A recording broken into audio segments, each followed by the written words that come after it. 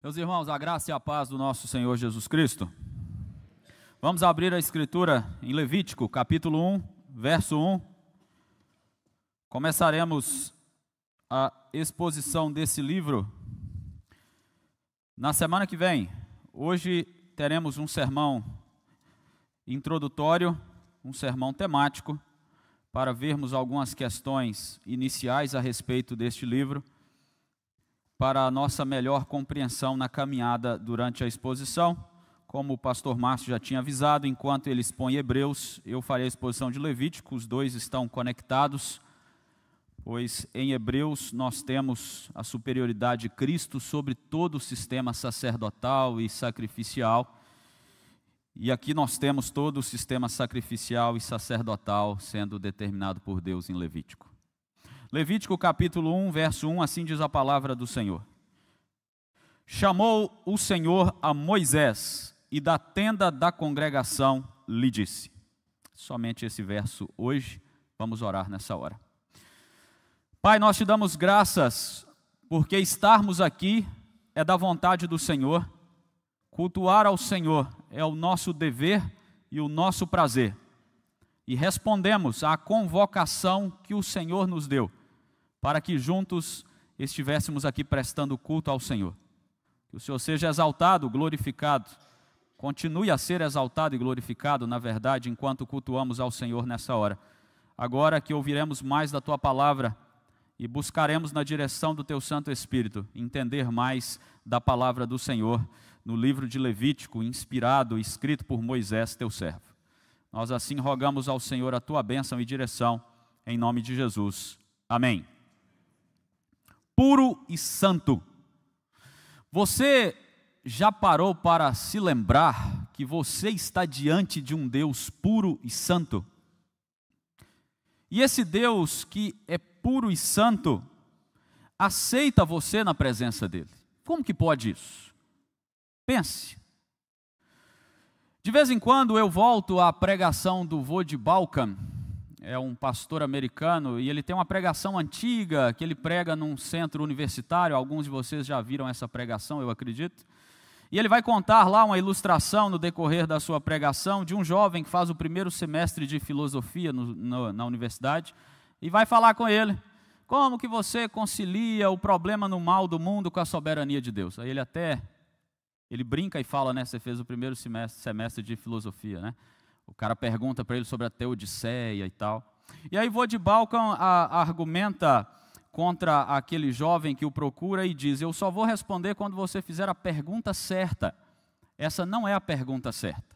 Aí ele diz, a pergunta certa é, por que um Deus santo e justo, sabendo o que você fez, pensou e falou durante o dia de ontem, não te matou enquanto você dormia a noite passada? E aí ele continua argumentando e traz a ideia de que se nós não entendermos que não há nenhum homem que merecia estar diante do Deus santo e justo, nós não entenderemos o restante. Se nós não entendermos que o homem merece a ira de Deus santa e justa e nada mais do que isso, nós não compreenderemos por que um Deus santo e justo nos recebe na sua presença. E nós devemos nos lembrar disso todos os dias. Nós estamos diante de um Deus santo e justo, e Deus que é santo e justo não pode conviver com o pecado, e nós somos pecadores, nós pecamos, logo nós não poderíamos estar na sua presença, mas isso só é possível com a resposta da própria graça de Deus, mediante Jesus Cristo, o nosso Senhor e Salvador. É por causa de Jesus que nós podemos estar diante de Deus, na presença de Deus. Até que Cristo veio, consumou a sua obra, bebeu o cálice da ira de Deus, morreu, ressuscitou, subiu aos céus. Como é que o povo de Deus deveria se aproximar diante dele? Como que Deus orienta os crentes do Antigo Testamento a caminharem em comunhão e adoração com ele? O livro de Levítico é uma resposta a essa questão. Como andar com Deus? Como ter comunhão com Deus. Desde o pecado dos nossos pais, Adão e Eva, o homem está expulso do jardim, está expulso da comunhão com Deus. Mas Deus vai e escolhe a sua descendência e Ele diz, não é porque tinha algo de bom em vocês, é porque eu decidi amar vocês. Ele tira aquele povo da escravidão do Egito, Ele dá para eles um caminho no deserto, Ele promete uma terra que parece o jardim, Canaã, mana, leite e mel, e Ele vai conduzir este povo e vai dizer e vai estar com eles o tempo todo. Ele vai caminhar com este povo. E ali, antes de chegar na terra, eles estão agora no deserto do Sinai. E Deus vai orientar Moisés a construir um tabernáculo. Nós vamos ler mais adiante o final de Êxodo, quando o tabernáculo está pronto e a glória de Deus se achega àquele lugar. E a partir de Levítico, Deus vai mostrar como que ele deve ser adorado, como que um pecador pode se achegar perto de um Deus santo e justo. E ele vai fazer isso dando instruções através de Moisés, o seu mediador, o mediador entre ele e os homens. Levítico traz essas prescrições, Levítico traz orientações para o povo que estava no deserto e como eles deveriam adorar a Deus, inclusive em Canaã. Há uma grande seção do livro, do capítulo 17 até o 26, que é chamado de Código de Santidade. Era um código de santidade para Israel viver em Canaã, nem no deserto e nem depois, porque Deus tinha a maneira adequada para o povo se achegar a Ele, em comunhão e adoração. É disso que vai tratar Levítico. E eu sei que quando nós estudamos Levítico, você já deve ter ouvido na escola dominical, que o tema de Levítico é santidade, e isso é verdade. Mas nós precisamos acrescentar algo aí. Santidade para quê? Porque o tema é santidade, separado para Deus, separado do pecado, separado das nações pagãs. Santidade para se aproximar e para ter comunhão com Deus. Esse é o tema geral de Levítico, santidade para ter comunhão com o Senhor.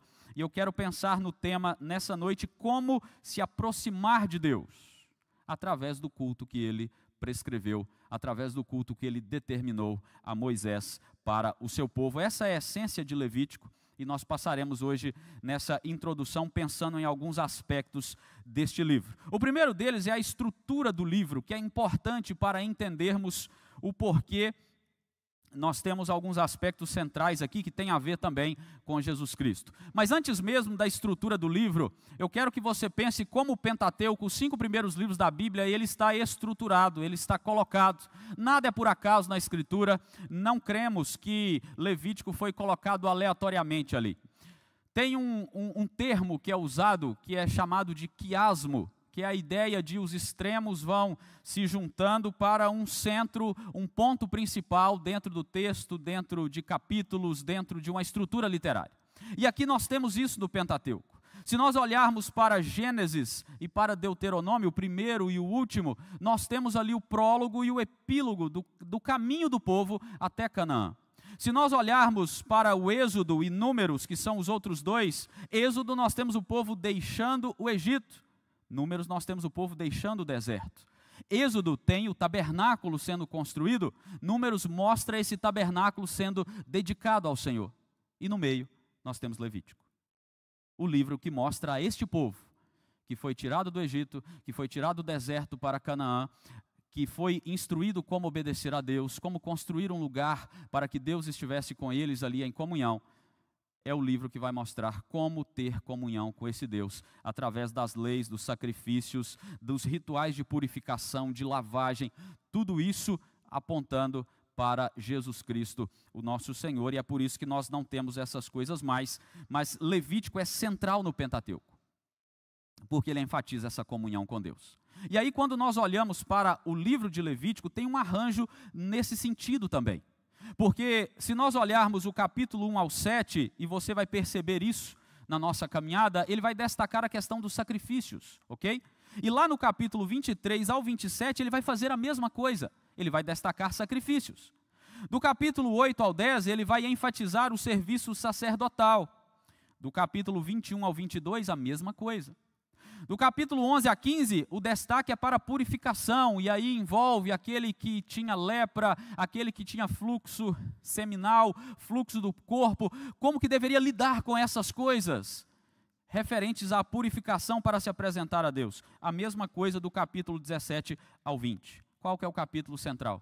É o capítulo 16. Abre lá comigo e veja o que está escrito aí. Provavelmente está escrito no cabeçalho deste capítulo de qualquer Bíblia aí, deve ter, algumas não tem, né? Mas a maioria tem. Está escrito aí provavelmente no cabeçalho do capítulo 16, o dia da expiação. O dia mais importante para o povo de Deus, o dia da expiação. O dia em que o sumo sacerdote entrava nos santos dos santos para oferecer sacrifício. O dia da expiação, que você sabe, aponta para a expiação que Cristo fez naquela cruz. Então, por que Levítico é central no Pentateuco e por que o dia da expiação é central no livro de Levítico? Porque foi dado para Israel a maneira de se achegar a um Deus santo, puro e que não pode se envolver com o pecado. É por isso.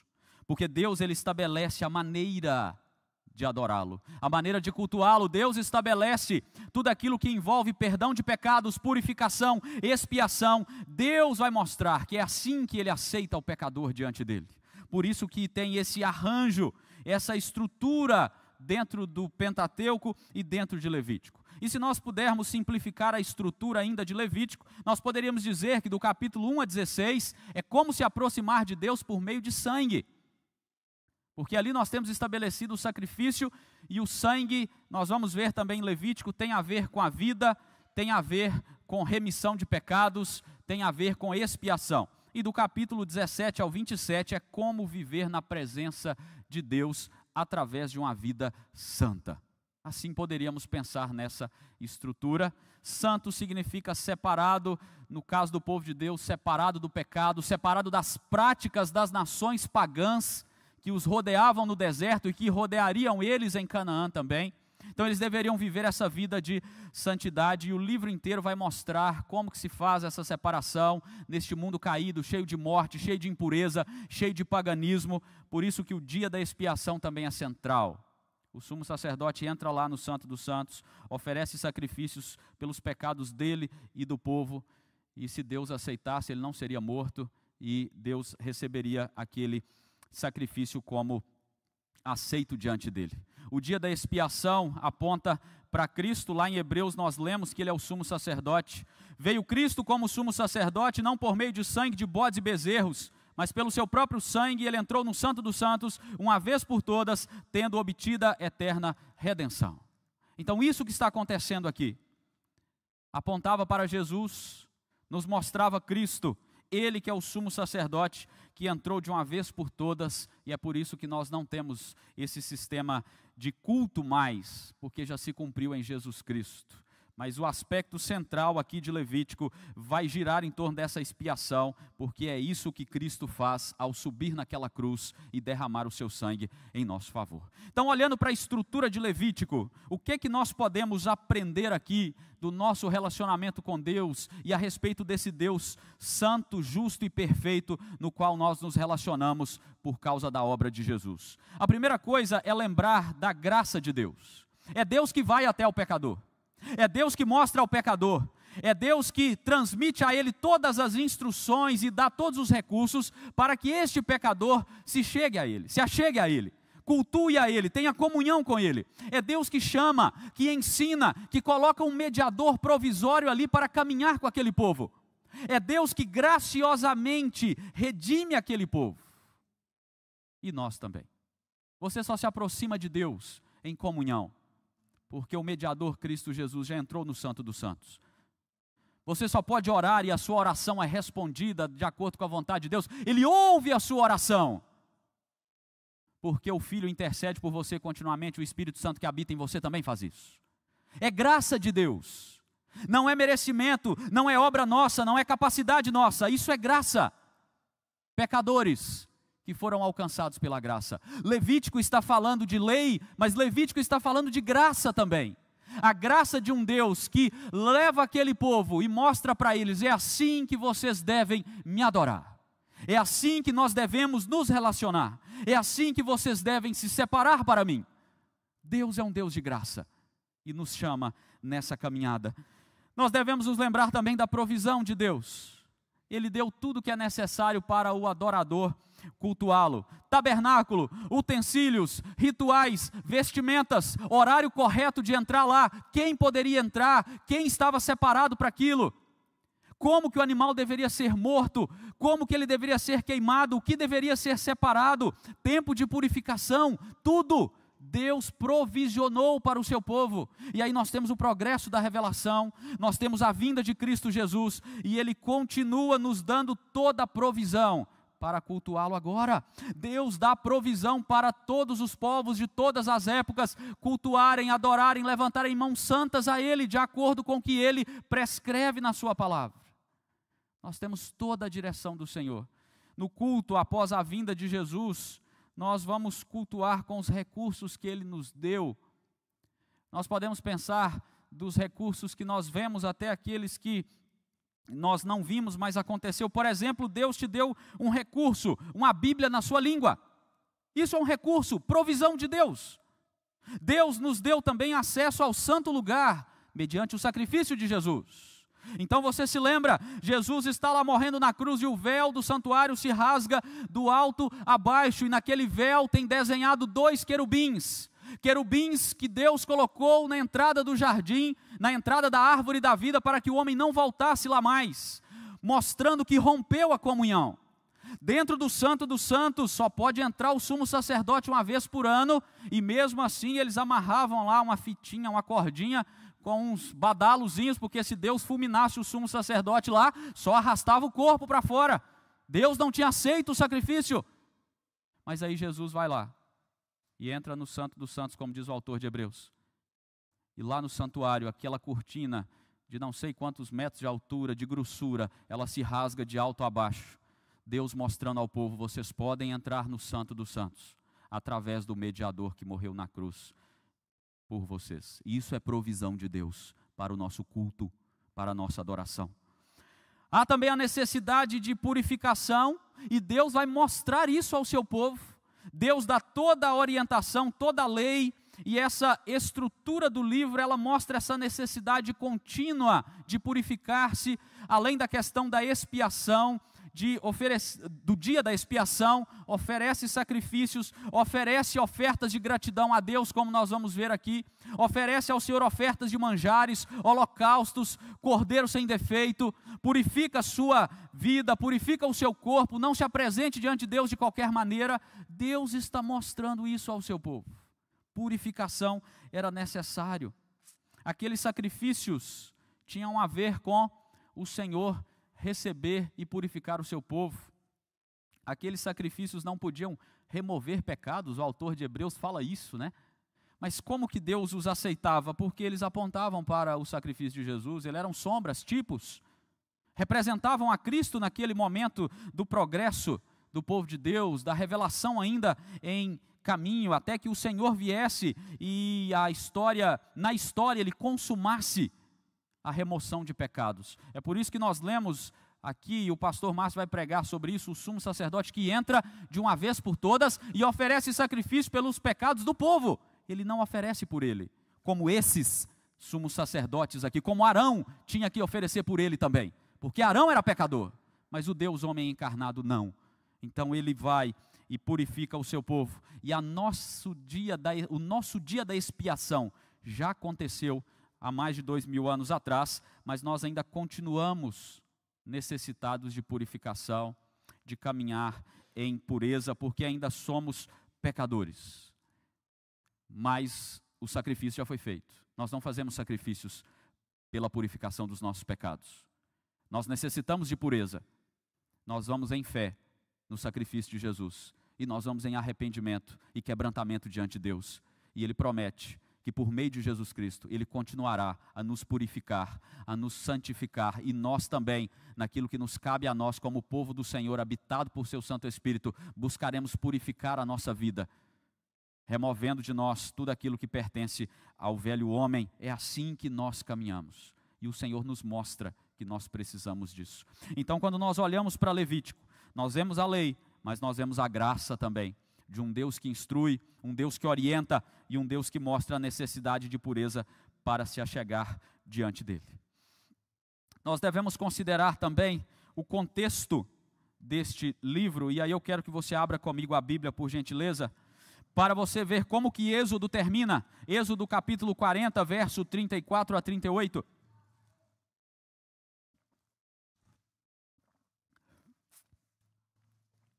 Então a nuvem cobriu a tenda da congregação e a glória do Senhor encheu o tabernáculo. Moisés não podia entrar na tenda, porque a nuvem permanecia sobre ela, e a glória do Senhor enchia o templo. Quando a nuvem se levantava de sobre o tabernáculo, os filhos de Israel caminhavam avante em todas as suas jornadas.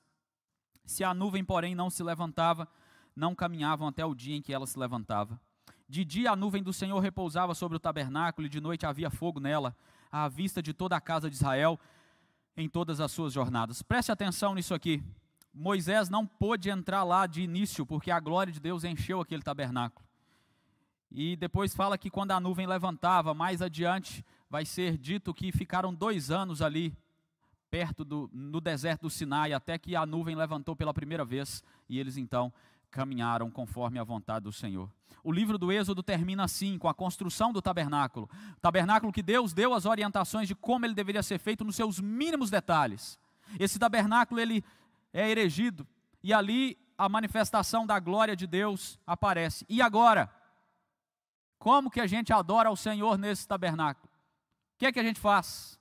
É aí que começa Levítico, capítulo 1, o verso inicial. Chamou o Senhor a Moisés e da tenda da congregação lhe disse. Então o verso inicial está conectando com o final de Hebreus, dizendo, está montado o tabernáculo, Deus manifesta a sua glória ali. Agora da tenda ele chama Moisés e fala, eu vou mostrar para você como ter comunhão comigo, como me adorar, como andar comigo.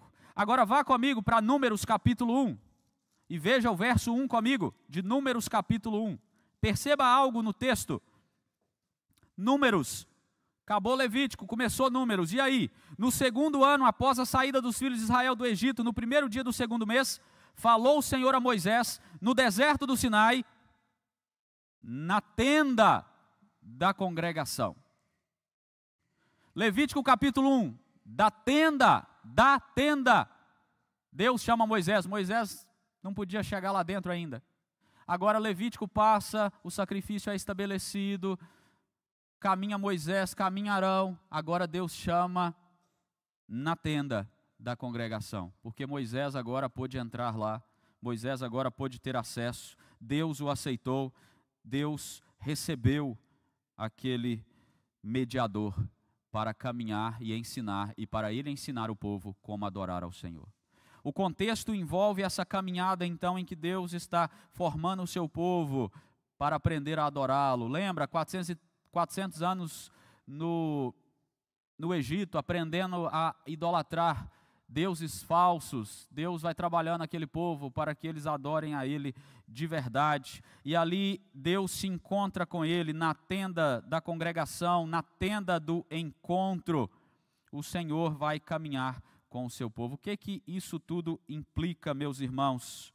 O Senhor chama Moisés para instruí-lo. Lá no texto hebraico, o título de Levítico é chamou o Senhor, que geralmente é a primeira frase, né, dos livros do Antigo Testamento, é o título. O título Levítico vem quando a Bíblia foi traduzida para o grego, e dá uma ideia de que a temática de Levítico é sobre o sacerdócio da tribo de Levi, através de Arão, mas esse não é o tema principal, apesar de falar bastante da tribo de Arão, da tribo de Levi, no seu serviço como levitas. A ênfase do texto é Deus dando a orientação de como adorá-lo e de como ter comunhão com Ele. É por isso que o Senhor chama Moisés, e o Senhor então vai falar com ele o que deve fazer. Por 35 vezes o Senhor chama Moisés em Levítico e vai dar instruções a ele que é o mediador de como se relacionar, de como viver em santidade, de como cultuá-lo conforme ele prescrevia. E Deus, ele chama Moisés um monte de vezes, você sabe disso. Primeiro chama na sarça ardente, depois ele chama e fala com ele que vai tirar aquele povo do Egito, depois ele chama eles quando eles estão no Sinai, sobe no monte Moisés que eu vou falar com você, e ninguém podia nem tocar naquele monte, se o animal tocasse no monte era morto, e ninguém queria nem ouvir. Chega um momento que o povo está vendo aquele espetáculo lá no monte, e eles falam: Moisés, vai você, a gente fica aqui, ouve lá o que Deus quer falar e vem e fala para a gente. E Deus continua chamando Moisés e dando todas as instruções para ele. E a questão aqui é sobre o que Deus fala. Como me adorar? Como me achegar? Como se achegarem? Como ele prescreve isso? Não pode ser de qualquer maneira.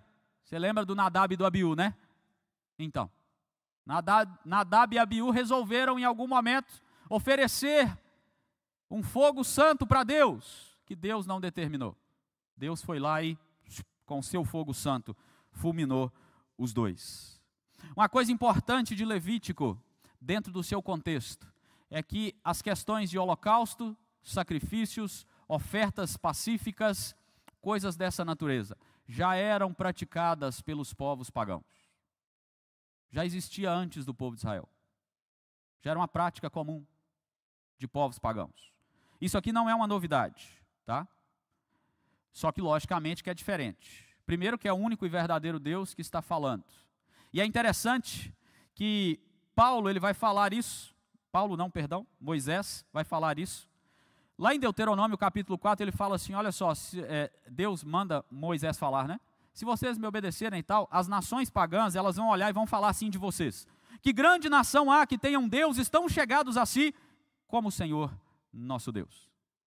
Não há outra nação que pode olhar e falar: que Deus é esse que fala do meio de um fogo, de uma fumaça, de uma tenda, com o seu mediador face a face, ele não morre. Os holocaustos, as ofertas, os animais sacrificados, ou até mesmo as pessoas que os pagãos sacrificavam, geralmente eram para apaziguar a ira dos seus deuses, para que os seus deuses fossem favoráveis na fertilidade, na colheita, na vitória contra os inimigos. Mas Deus estabelece todo um sistema de adoração a Ele, de culto a Ele, não para que a sua ira simplesmente seja apaziguada, ou para que Ele simplesmente abençoe a fertilidade e as colheitas, mas para que o seu povo, que Ele amou, que Ele amava, que Ele chamou para si, tivesse um relacionamento com Ele, tivesse comunhão com Ele. Não existe nenhum outro Deus que tenha determinado coisas dessa maneira, porque todos os outros são madeira, pedra, ouro, prata, coisas feitas pelas mãos dos homens. E por que Deus, mesmo sabendo que os pagãos faziam isso, Ele estabelece uma maneira parecida com aquele tempo? Porque Deus, Ele chama o seu povo dentro de um aspecto cultural e Ele não põe esse povo numa bolha. Deus, Ele tem um relacionamento com o seu povo diferente dos pagãos com os seus deuses, mas com coisas semelhantes, como essa questão do sacrifício, que os pagãos também faziam, mas o povo de Deus fazia entendendo que era o único e verdadeiro Deus que os chamava para fazê-lo. E a questão também envolve a diferença, né? Os pagãos, eles não tinham essa comunicação face a face com o seu Deus, com os seus falsos deuses, mas o povo de Deus tinha um homem que ia lá, Moisés, o mediador, e falava com Deus, e Deus falava com ele e orientava o seu povo. Então veja, o que é que nós podemos pensar do contexto do livro de Levítico em relação à caminhada do povo e a estrutura ali de Êxodo terminando e a caminhada deles até Números e etc. A primeira aplicação disso é que o Senhor chama. O Senhor vai chamando e vai orientando. Então Deus fala conosco.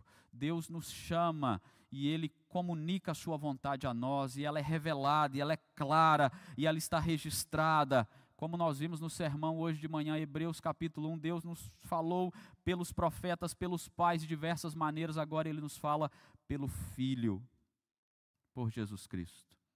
Deus nunca deixou, irmãos, o seu povo sem comunicação, sem orientação. Quando deixou, foi para que esse povo aprendesse, fosse disciplinado na sua rebeldia, no seu pecado contumaz. Mas enquanto o Senhor direcionou o seu povo, Ele sempre se revelou e os chamou e orientou conforme a sua vontade. O mesmo Deus que falou com aquele povo no Sinai, é o Deus que nos orienta agora, é o Deus que fala conosco através de Jesus. Se nós pensarmos, irmãos, de maneira geral, Levítico tem a mesma mensagem do Evangelho. Um Deus que te chama para se relacionar com Ele em arrependimento e fé. E Ele te mostra como que você faz isso, através do mediador, Cristo Jesus. Essa é a mensagem também da boa nova do Evangelho, que nós não podemos nos aproximar de um Deus santo, que nós não podemos ficar na presença de um Deus que não aceita pecado, mas por causa do mediador Jesus Cristo e da expiação que Ele cumpriu na cruz, você pode se achegar a Ele, você pode entrar no Santo dos Santos e falar com Ele. Ele te chama para este relacionamento. É o Deus que comunica graça na nossa caminhada. O Senhor também é Deus presente. Além de nunca deixar o seu povo sem a sua instrução, não houve um dia no culto e no dia a dia que Deus não estivesse presente com o seu povo. E assim nós experimentamos dessa graça também. Deus, Ele deu sinais ao seu povo lá no passado de que Ele estava com eles, sinais visíveis, espetaculares inclusive, que não deveriam deixar nenhuma dúvida. Mas é curioso que aquele povo, mesmo vendo todo o espetáculo, chegava e murmurava e reclamava e falava: olha só, Deus nos abandonou aqui. Deus sempre esteve presente com o seu povo. E eu fico imaginando como deveria ser aquele negócio da nuvem de dia e a coluna de fogo à noite, continuamente, até o dia que eles entraram em Canaã, e aquele povo no deserto, murmurando aos quilômetros, falando: Deus nos abandonou, Deus nos deixou, mas a nuvem estava lá, o fogo estava lá, e outras coisas que Deus vai fazer, maná, codornizes, milagres sem fim, e aquele povo dizendo que Deus os havia abandonado. Meus irmãos, Deus nunca abandonou o seu povo, e o tabernáculo é uma marca importante da presença de Deus. Deus chama Moisés no Sinai, tem o espetáculo do Sinai, mas aquele povo tem que caminhar, não dá para ficar em roda do Sinai a vida inteira. E aí o que Deus faz? Faz o tabernáculo. Basicamente, o que é o tabernáculo? É o Sinai móvel, tá? É a manifestação da presença de Deus, que estava lá no monte e só Moisés chegava lá, agora desce para o tabernáculo e o povo vai. Você tem ali as questões de monta tabernáculo, desmonta tabernáculo, cada tribo que tem que fazer isso. E assim Deus caminha presente com o seu povo. Deus manifestava a sua presença visível no tabernáculo. Um dia desse aí, desse período de férias, nós vamos estudar na escola dominical sobre o tabernáculo, tá? Para ajudar a entender um pouco mais sobre isso. E aí Deus vai conduzir tudo nesse momento aqui dentro do tabernáculo. Só que é interessante porque o tabernáculo, você vai ver no nosso estudo aí em breve, que ele tinha uma cortina do lado de fora e o povo não podia ver muita coisa lá dentro, além da cortina que separava o santo lugar do santo dos santos, a cortina que ficava na porta, a fumaça que subia. E aí a Bíblia diz que Deus ia falar com Moisés e o povo ficava lá na porta olhando, na porta da casa deles, né? Não lá na porta do tabernáculo. E aí ia oferecer o dia da expiação lá, aí o povo levantava o pé e ficava olhando lá alguma coisa, tentando ver, né? Estou conjecturando, é claro, né? Mas ninguém via nada, ou quase nada.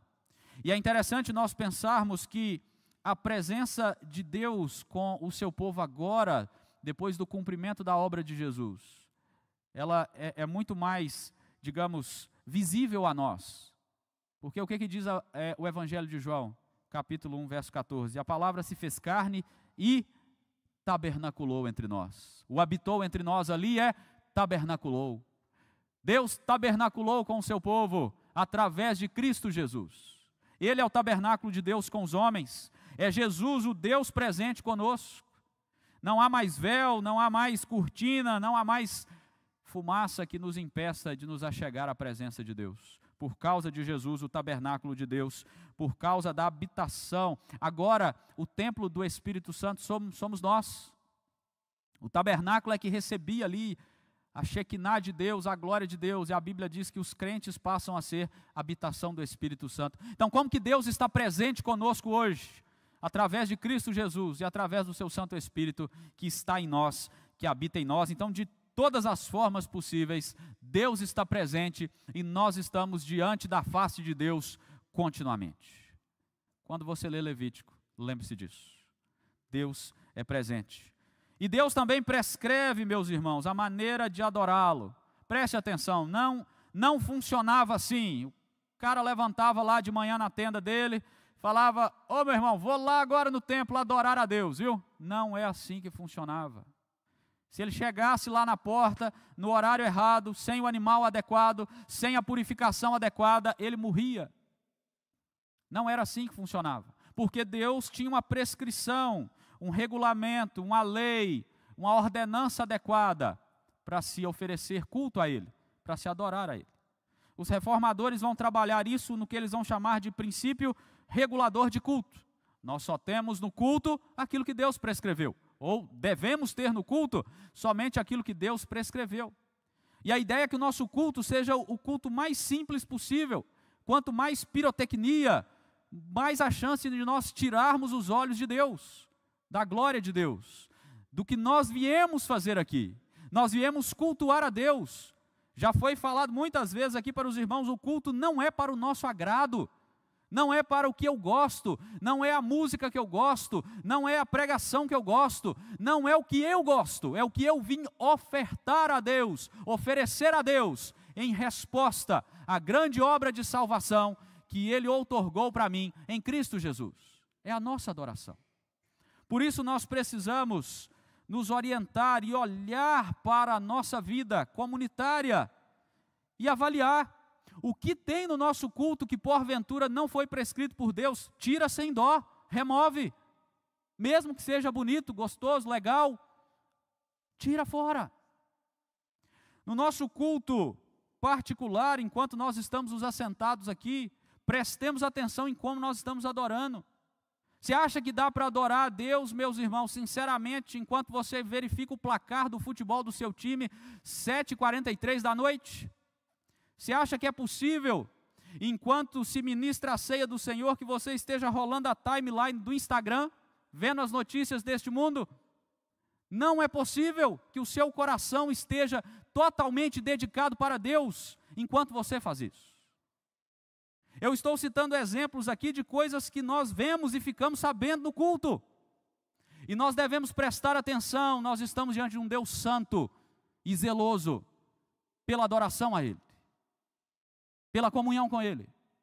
Não é porque Deus não te fulmina aqui agora, que você deve prestar um culto leviano a Ele. Pensa, irmãos, como que Deus, Ele está sendo tão longânimo para conosco, porque Nadab e Abiú fulminou e o povo inteiro já se alarmou. Opa, a coisa é séria.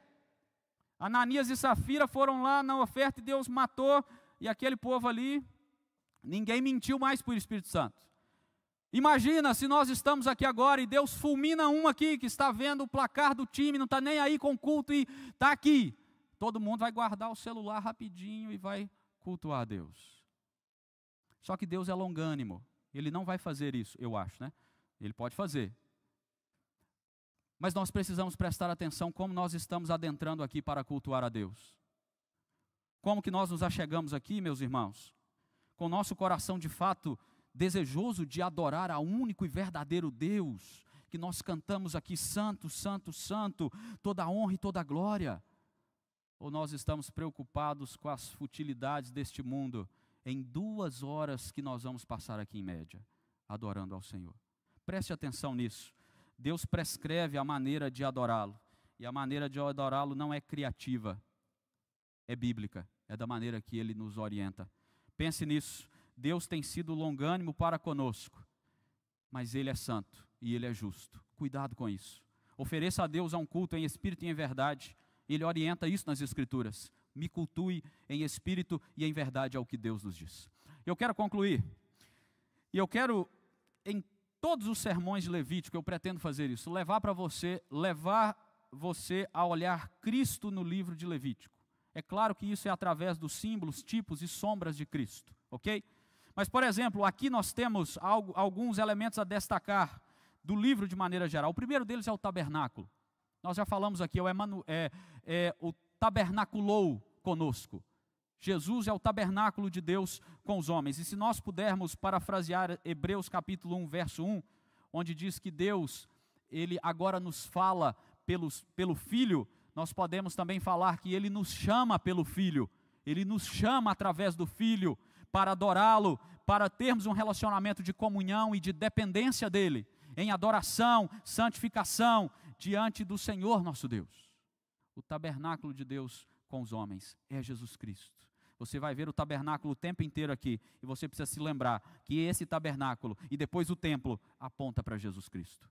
A figura do sumo sacerdote é outra figura importantíssima, e Hebreus vai tratando sobre isso também. O sumo sacerdote entrava uma vez por ano lá no santo, mas ele vai morrer em algum momento, alguém tem que substituir ele, e aí o outro vai substituir até que vem Jesus. E ele entra no santo dos santos, lá naquela cruz. E aí não tem mais sumo sacerdote, se cumpre nele. E é por causa do sumo sacerdócio de Jesus que você pode andar diante do fogo consumidor que é Deus, que é o nosso Senhor. Os sacrifícios, vários sacrifícios aqui também apontam para a questão do sacrifício de Cristo, que é suficiente, é o único suficiente para perdoar os nossos pecados. Então, todas as vezes que esses homens iam lá sacrificar, de manhã, de tarde, oferecendo sacrifícios por ocasião dos seus pecados, isso apontava para o sacrifício de Jesus. É Cristo Jesus que perdoa pecados. É em Cristo Jesus que eles estão sendo perdoados aqui em Levítico, ok? É o descendente da mulher prometido que é o fundamento aqui, é o Messias que é o fundamento, é Jesus Cristo. A presença de Deus também é uma lembrança de que Ele é Emanuel, o Deus conosco. Então a presença de Deus na coluna de nuvem, no fogo, a presença de Deus com a sua glória na tenda, nos leva para Cristo Jesus como aquele que é a presença de Deus com o seu povo. Nós precisamos lembrar disso também. Essas são algumas maneiras pelas quais você encontra Jesus em Levítico, e eu espero te mostrar mais algumas no decorrer das exposições. E por fim, duas aplicações para a sua vida. A primeira delas é você se lembrar, todo culto é uma resposta nossa ao que Deus fez em nosso favor. Então, por gentileza, para o seu próprio bem, não responda de qualquer jeito. Responda com um culto racional, com um culto fundamentado na Escritura, com um culto intencional. Eu tenho a intenção de me reunir com o povo de Deus para adorar ao único e verdadeiro Deus, e eu vou fazer isso com todo o meu coração, com toda a minha disposição, com todo o meu ser. Eu não vou me envolver com distrações enquanto eu estou cultuando ao Senhor. Você deve se lembrar que a nossa resposta não é mais com sacrifícios, como era para o povo aqui de Israel, não é com sangue de bodes, cordeiros, animais. A nossa entrada na presença de Deus é mediante a fé no sacrifício de Cristo Jesus. Então, se nós não temos fé em Jesus Cristo, se nós não temos Ele como nosso Senhor e Salvador, não tem como oferecer um culto que é aceitável para Deus. Cuidado, não se aproxime de Deus de qualquer maneira. Ele continua sendo fogo consumidor. Ele continua sendo Deus santo e puro, que nos orienta na sua palavra, em como devemos adorá-lo. A segunda aplicação para a sua vida é que o fato de Deus ser santo exige de você pureza. É necessário que você busque essa purificação para a sua vida. O pecado, irmãos, ele interrompe a nossa comunhão. O pecado nos separa de Deus. Volta e meia no aconselhamento nós ouvimos das pessoas: eu não estou conseguindo orar mais, eu não estou conseguindo ler a Bíblia mais. É claro que não está, porque o pecado está ali, trazendo essa barreira para a comunhão com Deus. E o que é que nós como crentes devemos fazer? Lutar com todas as armas que nós temos em Cristo Jesus, na dependência do seu Santo Espírito, para que busquemos uma vida de santidade, de purificação, aquilo que a Bíblia diz de despir-se do velho homem, vestir-se do novo homem, aquilo que a Bíblia fala de pensar nas coisas que é do alto, a Bíblia fala também de nos revestirmos de Cristo, a Bíblia nos fala de deixarmos toda a prática de impureza, de maldade, de pecado na nossa vida, para uma vida santa, pura, diante de Deus. E mesmo assim, na nossa luta, nós sabemos que será imperfeito, será falho, ainda pecaremos, mas graças a Deus por Cristo Jesus, aquele que entrou no santo do lugar e cumpriu perfeitamente a obra em nosso favor. Vamos ler Levítico capítulo 20, verso 26, e aqui nós encerramos. Levítico capítulo 20, verso 26. Assim diz a palavra do Senhor: ser-me-eis santos, porque eu, o Senhor, sou santo. Separai-vos dos povos, para serdes meus. Sejam santos, meus irmãos, porque o Senhor vosso Deus é santo. Que assim